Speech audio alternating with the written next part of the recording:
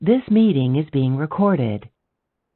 In this next video from Chapter 17, we're going to take a look at sample exercise 2 from the worksheet. And we are asked here in this question to calculate the fluoride ion concentration and additionally the pH of a solution if we're given our weak acid here. So this is our first concentration given, and then our second concentration will provide us with our common ion. So notice now our common ion is a cation. In the last problem, our common ion was the nitrite ion and anion. So it can work with either or. And then just like the last problem we did, sample exercise 1, we're also given Ka. So when you're given two concentrations and a Ka value, we're going to follow the same steps to produce the hydronium ion concentration and the fluoride ion concentration here, and then we can solve for pH. So let's, we have our reaction here. Let's set up our ice table below. So as always, we'll cancel out that column. Let's see, what do we have to start here? So initially we're given 0.20 molar of HF, so our weak acid over there. We're going to say that we have now an addition instead of our fluoride ion this time, it's going to be hydronium. So we have 0.1 to start here, but we have 0 of this. So this will be plus x and end up being x over here that we solve for in the end. This will be plus x here, and our equilibrium would be 0.1 plus x. And our change here is going to be minus x, so we can probably expect an equation that looks like this at equilibrium. So we have 0.20 minus x. Our equilibrium concentration here is this value, and then we have our x here for our fluoride anions. Let's set up our Ka expression here first.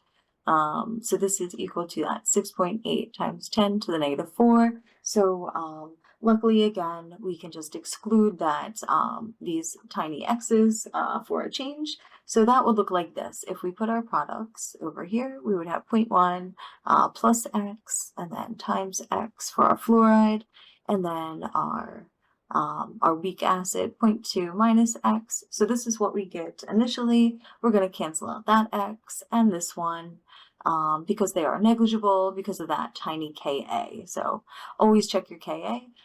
We get our new equation. We can simplify it to look like 6.8 times 10 to the negative 4 equals 0.1 times x, and then we have just 0.20 on the bottom here.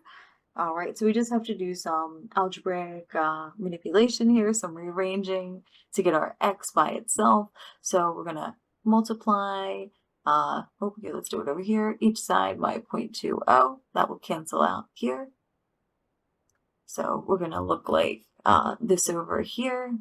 So 6.8 times 10 to the negative 4 times 0.2. So that's where we're at so far. We're still equal to 0.1 times x. So now I'm going to divide both sides by 0.1. So over here, divide, and that would look like this on the other side.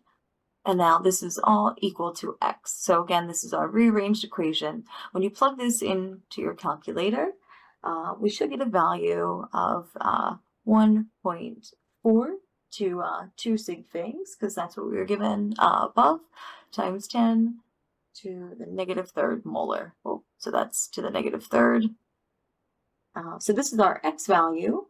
So we can check real quick to make sure that we made a correct assumption by doing our percent ionization. We haven't looked at that in a while, so just to make sure we made that right assumption to ignore our x. So a little percent ionization. So remember, that's going to be our 1.4, right, our percent, or our amount of hydronium that's in our solution at equilibrium, divided by our initial concentration of our weak acid. So that was 0.2, right? So we would plug this in, we would get our percent ionization. So that's going to be a fairly small amount. So less than 1%. So we're all good. We can move on, and we know that our pH would be equal to our negative log of that value, 1.4 to the negative 3. And um, we're looking at, I apologize. That's not going to be our value used. We're going to plug in 0.1 here, and we're going to plug in 0.1 here as well, because we ignored that X. So this is actually going to be our fluoride ion concentration that we solved for. So we still need this number. But when we solve for pH, I apologize. So this would be exactly 1.4% here, ionization. And then our pH would be the negative log of 0.1, or fairly low. We had HCl in there.